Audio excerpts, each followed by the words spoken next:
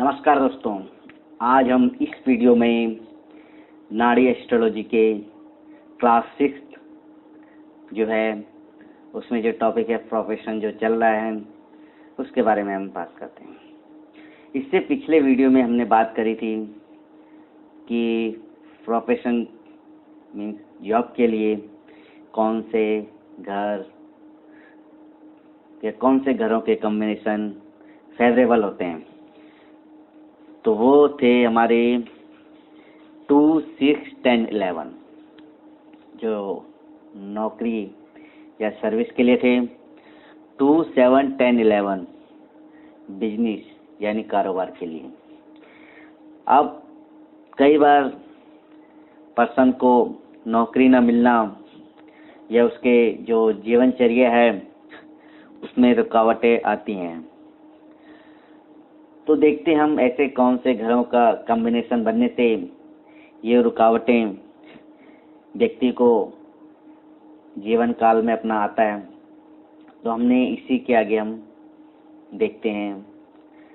तो जो हमारे नाड़ी शास्त्र है, ज्योतिष शास्त्र, उसी के आधार पे हम ये चीज़ें बता रहे हैं, अपनी तरफ से कुछ भी नहीं है। तब हम आगे चलते हैं। जॉब न मिलना या रुकावटें, इसका क्या कारण है। तो नाड़ी एस्ट्रोलॉजी, जिसे हम नक्षत्र नाड़ी कहते हैं, उसके आधार पे हम आपको ये सारी चीज़ें बता रहे हैं। 5th हाउस का बहुत बड़ा रोल हो जाता है जब ये स्थिति आती है। उसका क्या कारण है, क्योंकि हमेशा एस्ट्रोलॉजी में 12th हाउस, किसी भी घर से 12th हाउस जो है उस घर के रिजल्ट को कम करता है। बहुत सारे मामलों में जैसे 6th हाउस, 12th हाउस और 6th हाउस। तो 5th हाउस जो है यहाँ पे 6th का क्या हो गया, 12वां घर हो गया। ये प्रोफेशन के मामले में या व्यक्ति के सर्विस और जो उसको संघर्ष करवाता है, जो कंपटीशन है, उसके मामले में ये चीज़ें इस घर के रिजल्ट को कम करते हैं। ठीक है। और लेकिन कुछ मामलों में, बहुत मामलों में ये 5th हाउस जो है इसका रिजल्ट कम करते हैं। जैसे किसी के जीवन में और भी बहुत सारी रुकावटें हम 6th हाउस से देखते हैं, उसके लिए ये बेटर है। लेकिन जो हम कंपटीशन की, जो हमारे अंदर जो होता है, जो हमें किसी भी काम करने के लिए संघर्ष करवाता है, एक साहस, हिम्मत देता है, वो चीज़ें भी ये कम कर देता है। तो जैसे हम देखते हैं आजकल इंसान ज़्यादा परेशान इसलिए हो जाता है क्योंकि उसके अंदर धैर्य की बहुत ज़्यादा कमी हो गई है। थोड़ा किसी को भी इंतज़ार नहीं होता है। हर कोई चाहता है उसको सब कुछ फटाफट मिल जाए, फटाफट हो जाए, जबकि ऐसा नहीं है। अगर आप एस्ट्रोलॉजी कोर्स कर रहे हैं तो यहाँ भी आपको जितना जो टाइम लगना है वो लगेगा। सिर्फ 2 मिनट में या आप चाहो कि सब कुछ आपको एक साथ दे दिया जाए तो आप जो है नहीं कर सकते। आपको प्रैक्टिस में लाना ही होगा। 5th हाउस का बहुत बड़ा रोल जा रहा है इसमें। फिर हम आगे देखते हैं 8th हाउस। ये रुकावटों का घर होता है। ये हर जो भी घरों का कॉम्बिनेशन बनेगा उसमें अगर 8th हाउस आ जाता है तो ये चीज़ों को और ज़्यादा रोकता है। मतलब आदमी की जो संघर्ष करने की वो होती है वो और ज़्यादा बढ़ जाती है। मतलब आदमी संघर्ष करता है लेकिन वहाँ रास्ता और मुश्किल हो जाता है। अब उसके साथ 12th हाउस भी आ जाए तो ये उसमें खर्चे भी करवा देते हैं।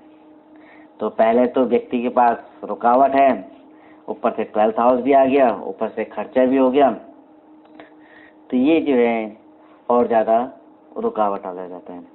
तो जब भी जॉब न मिलना या कुछ भी रुकावटें हैं तो उसके लिए हम देखते हैं 5th, 8th और 12th हाउस अगर ज़्यादातर ग्रह का संबंध इस तरह से बन रहा है तो व्यक्ति जीवन काल में कहीं न कहीं अपनी सर्विस से रिलेटेड जो है रुकावटें फेस करता है।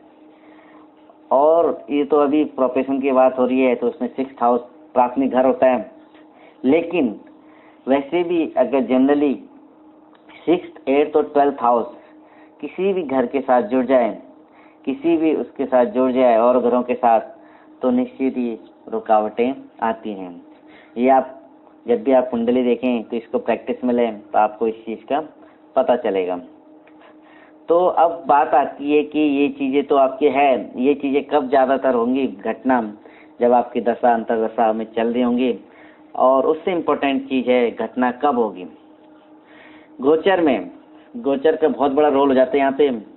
गोचर में जब भी 5, 8, 12 का सहयोग बताने वाला ज़्यादा से ज़्यादा ग्रह या तो एक घर में इकट्ठे हों, या परस्पर दृष्टि रखते हों, या संयोग बताने वाले कोई भी ग्रह 1 डिग्री के भीतर हो, या आपको प्रैक्टिस में लेना होगा। अभी आपको इतना आसानी से समझ में नहीं आएगा, लेकिन जब आप प्रैक्टिस में लेंगे तब आपको चीज़ें समझ में आएंगी।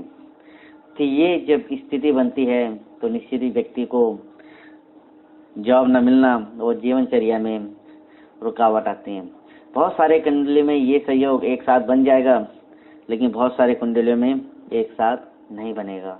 तो ये भी आपको थोड़ा ध्यान रखना। कई बार क्या होता है, आदमी कुछ दिन के लिए परेशान होता है, कुछ दिनों के लिए उस जॉब नहीं मिलती, लेकिन कुछ दिनों बाद उसे मिल जाती है।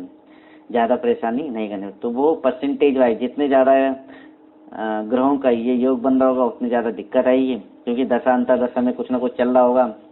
माना किसी की जो है गुरु की दशा चल रही है, गुरु में इस तरह का योग बना हुआ है गुरु ग्रह के साथ, और उसमें माना बुध चल रहा है, अंतर्दशा बुध चल रहा है, वहाँ पर भी ये योग बना है। फिर प्रत्यंत दशा भी आपका जो है राहु चल रहा है, वहाँ पर भी ये योग बना हुआ है, चाहे टुकड़ों में बना हुआ है, तब भी ये घटना कहीं ना कहीं व्यक्ति को इस टाइम फेस करना पड़ेगा। तो गोचर का बहुत बड़ा रोल होता है। जब भी कभी आपको कुछ भी चीज़ घटना देखनी हो तो गोचर कुंडली से आपको जरूर मैच करना चाहिए। बाकी 5, 8, 12 समय बताने वाले कोई भी 3 ग्रह दशा भक्तिंतर में हो सकते हैं या नहीं हो सकते हैं, परंतु एक घर में इकट्ठे हो, परस्पर दृष्टि रखते हो, जो ऊपर की बात बताई वो सारी चीज़ें यहाँ पर भी हैं। इसको भी आप आराम से पढ़ सकते हैं। ये देखिए सारी चीज़ें हमने सेम वही चीज़ें हैं, थोड़ा और डिटेल में है, तो इसको भी आप देखिए। अगर 6, 8, 12 या 5, 8, 12 घर के साथ नहीं 10, 11 घर भी आ जाए, यह बहुत इंपॉर्टेंट है। अगर 6, 8, 12 या 5, 8, 12 के साथ में 10, 11 घर भी आ जाए तो जातक सभी परेशानियों से बच जाता है। लेकिन बच तो जाता है, लेकिन ये काफ़ी लॉस भी करवा देता है, क्योंकि 12 भी आ गया, काफ़ी इसने खर्चा भी करवा दिया, काफ़ी तोड़ फोड़ भी करवा दिया।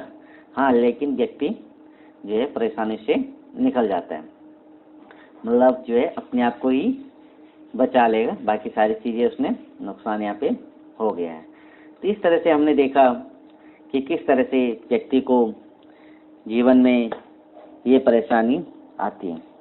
तो चाहे 6, 8, 12 के साथ 10, 11 आ जाए तब भी व्यक्ति के लिए लगभग निकल जाता है वहाँ से।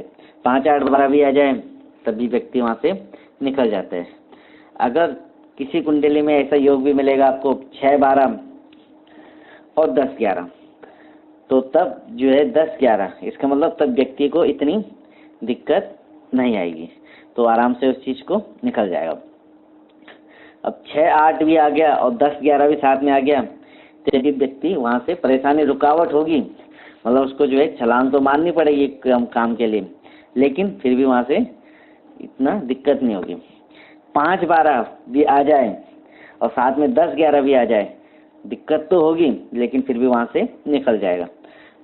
5, 8 भी आ जाए और 10, 11 भी आ जाए, दिक्कत तो होगी लेकिन फिर भी व्यक्ति वहाँ से आराम से निकल जाएगा। अगर बहुत सारे कुंडलों में 8, 11 या 8, 10 आ जाए तब भी व्यक्ति वहाँ से काफ़ी सारी चीज़ों में निकल जाएगा। तो ये सारे योग थे अलग अलग तरीके से, तो इस तरह से हमने देखा। और जैसे 10, 11 भी आ जाए और 11, 12 भी आ जाए तब भी व्यक्ति वहाँ से खर्चा होगा लेकिन फिर जो है कमा भी लेगा। तो इस तरह से अलग अलग योग बनेंगे।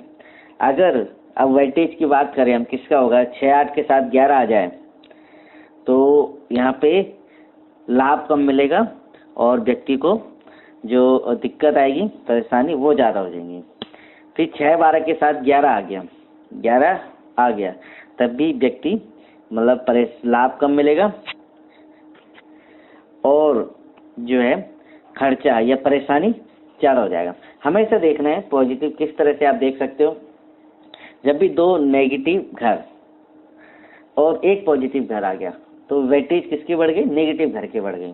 पॉजिटिव घर अगर ज़्यादा आ गए तो उसकी वेटेज बढ़ गई। आपको परसेंटेज वाइज ये चीज़ें निकालनी है और ये आपको सीखनी पड़ेगी धीरे धीरे। तो 11वें के साथ 11वें 10वें से जो है 11वें घर का ज़्यादा वेटेज होता है। तो जैसे 5 8 के साथ अगर 11वां घर भी आ गया तो बैलेंस बन जाएगा, इतनी जो है दिक्कत नहीं आएगी। तो इस तरह से हमने देखा। और भी चीज़ें हम देख सकते हैं, इसमें काफ़ी सारी चीज़ें हैं। आप जब कुंडली कैसे स्टडी करेंगे या कुंडली देखेंगे, जो एस्ट्रोलॉजी का कोर्स कर रहे हैं, तो उनको जब आप हर कुंडली में ये एक योग एक साथ नहीं बनेंगे, लेकिन कई टुकड़ों में मिलके जरूर बनेंगे। और वैसे भी जब भी किसी की भी दशा चल रही होगी तो सिर्फ दशा ही नहीं चल रही होती है, उसके साथ अंतरदशा भी चल रही होती है, प्रत्यंतर दशा भी चल रही होती है और भी सूक्ष्म प्रत्यंतर दशा भी चल रही होती है। तो सारी चीज़ें हमें देखना होता है। तो एक ग्रह का या एक घर का कभी भी रोल नहीं होता है, उसमें मल्टीपल ग्रहों का रोल होता है और मल्टीपल हाउस का रोल होता है। तो इस तरह से आप प्रैक्टिस में लेंगे तो आप जरूर इस चीज़ को बढ़िया से सीख सकते हैं। तो बाकी हम नेक्स्ट वीडियो में इससे आगे और क्या क्या चीज़ें होती हैं वो चीज़ें हम डिस्कस करेंगे। तो आप लोगों ने ये वीडियो देखा, आप लोगों का बहुत बहुत धन्यवाद। अगर आपको पसंद आया तो आप लाइक भी कर सकते हैं और अगर जिन्होंने अभी तक चैनल सब्सक्राइब नहीं किया वो हमारे इस चैनल को सब्सक्राइब कर सकते हैं। बहुत बहुत धन्यवाद आपका। जय श्री राम।